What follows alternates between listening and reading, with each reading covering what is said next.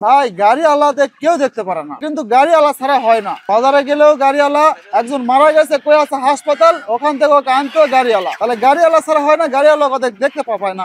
আমরা ভাই রাস্তা কিন্তু আমাদের জন্য, আমরা কিন্তু লক্ষ টাকা রাস্তাতে ইনভেস্ট করেছি। মাস গেলে আমাদের গাড়ি মনে করেন যে কাগজপাতি করতে হয়।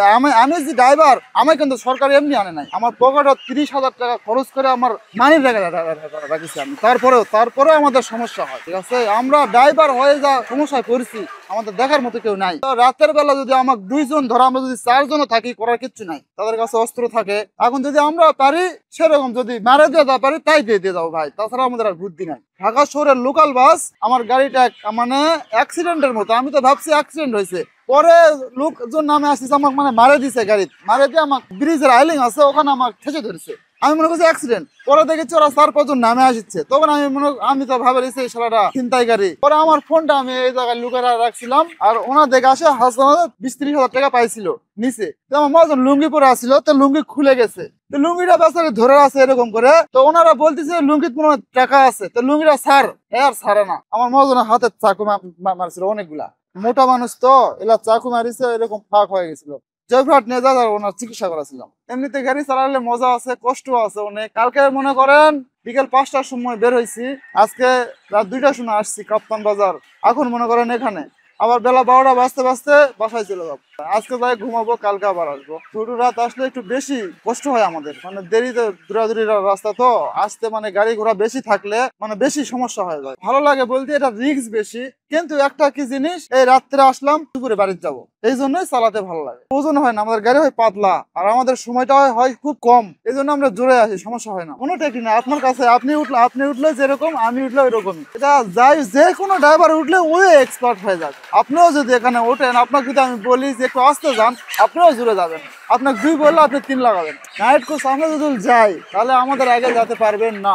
কোনো গাড়ি না, হিনু গাড়ি বাদে কোনো গাড়ি যেতে পারবে না, হিনু গাড়ি যাবে শুধু। অবশ্যই ঢাকায় তো আর মুরগি হয় না। আমরা নর্থ বেঙ্গল বা যে কোনো ডিস্ট্রিক্ট থেকে না আসলে ঢাকা শহরে কিছুই পাবেন না, কিছুই না। 1 সপ্তাহ যদি গাড়ি বন্ধ থাকে, ঢাকা শহরে মানুষ না খায় মরা লাগবে। আমি একটা কথা বললাম, অনেক দিনই হবে, 2-3 বছর হবে হয়তো। জমের ওই পাশে যাম, আমি আসতে পারিনি। কিছু লোকে বললাম ড্রাইভার ভাই গাড়ি একটু আগে নেন, অল্প একটু জায়গা করে নিয়ে ওখানে আমি নড়ানাড়ি করেছিলাম গাড়ি, মানে মুরগি অসুস্থ হয়ে গেছে। তখন একটু বাতাস টাতাস পালে একটু হয়তো ভালো থাকছে। মরছে কিছু, অনেকটাই মরছে। হ্যাঁ, ভিতরে মানে গরম পালে বেশি মারা যায়, যদি রানিং এ যায় সমস্যা হয়।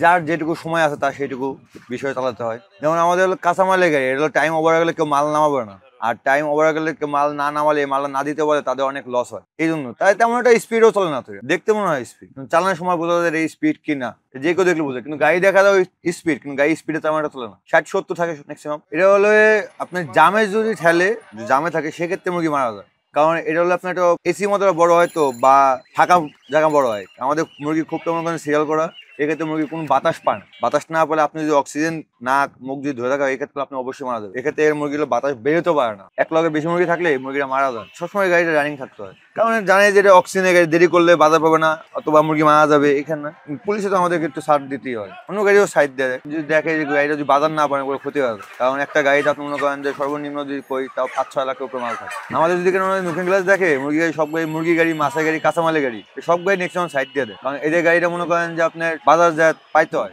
বাজার না পেলে জামে পড়ে গেলে সমস্যা হয় আমার। কারণ কাঁচামালগুলো আপনি কোন সময় ঘরে রাখতে পারবেন না, ওইটা আমরা ডাস্টবিনে ফেলা দিই, ময়লা বা পানির মধ্যে ফেলা দিই। ডাস্টবিনে ফেলাই বেশি একটা। এই দেখেন আমার গাড়িতে মুরগি মরতে পারে মাত্র একটা, এটা সম্পূর্ণ ডাস্টবিনে ফেলানো হয় ময়লার আওয়াজে। খালি মুরগি কেন, সব গাড়িগুলো অ্যাক্সিডেন্ট হয়। মুরগি গাড়ি, প্রাইভেট বাইক, সব গাড়িগুলো অ্যাক্সিডেন্ট হয় না এমন কোনো গাড়ি নাই। যে কোনো গাড়ি ভাগ্যে নসিবে থাকলে মারা যায়। অনেক সময় দেখা গেল যার মরা কথা তাই মরে না, তার পাশে একজন এমনি ওদের মারা গেছে। এগুলো সম্পূর্ণ আল্লাহর উপরে। এটা গাজীপুরে আপনি বেশি একটা মনে করেন যে টোকায় পোলা ব্যান্ড আছে যারা এখানে ডেন্ডি খায়, লাভ দেয় পিছন থেকে উঠে রানিং এ মনে করেন যে আপনি বানমুখ খুলে মুরগি নিয়ে দৌড় দেয়। দেখা গেল আমার সামনে একটা গাড়ি ব্রেক করতেই পারে, ওই সময় হালকা গাড়ি থাকে না, আর গাড়ি জায়গা তো ভাঙ্গা গাড়ি তো স্লো করতেই হবে, তো আপনি স্পিডে যেতে পারবেন না। তো ওই ক্ষেত্রে স্লো ক্ষেত্রে মনে করেন যে আপনি পিছন থেকে চেন খুলতে হবে, বেশি সময় লাগে না। খালি চেন একটা বানের উপর থাকে, হালকা বানের বান খুলে মুরগি নিয়ে দৌড়। আমার তার তালা মারা সিস্টেম থাকে, কড়া খুব তালা মারবো। শীতের সময় আপনি মনে করেন যে জাম ধরে পড়লেও মুরগি মরার কোনো ভয় থাকে না। আমাদের দেশি মুরগি না, আমাদের শুধু ব্রয়লার। এটা হলো এক একজন এক এক সেক্টর, যাই যেটা ব্যবসা করে তাই শুনেছি। যেমন আমাদের শুধু হলো ব্রয়লার। 1 নাম্বার কাপ্তান, 14 নাম্বার, 11 নাম্বার, আরো কয়েকটা বাজার আছে। দেখা গেলো এখন এখানে নামাইছি, এই গাড়িটা এখন যাবে এক জায়গায়। গাড়ি ঢাকা ঢুকাবো, একবার মাল পাতলা করার পরে আর কোনো প্রেশার থাকে না। এবার রাস্তাও কোনো প্রেশার থাকে না যদি গাড়িটা রানিং থাকে। আমি এছাড়া একটু না, টাইম থাকলে তো গাড়ি আসতে দেরি হয়। আর এমনি তো সবসময় তো আসতে দেরি হয়। একজনের জীবনের উপর তো আর কোনো কিছু না, কারণ আজকে লস হলে কালকে লাভ করা যাবে। তাহলে আপনার জীবন নিয়ে তো আমার খেলা যাবে না।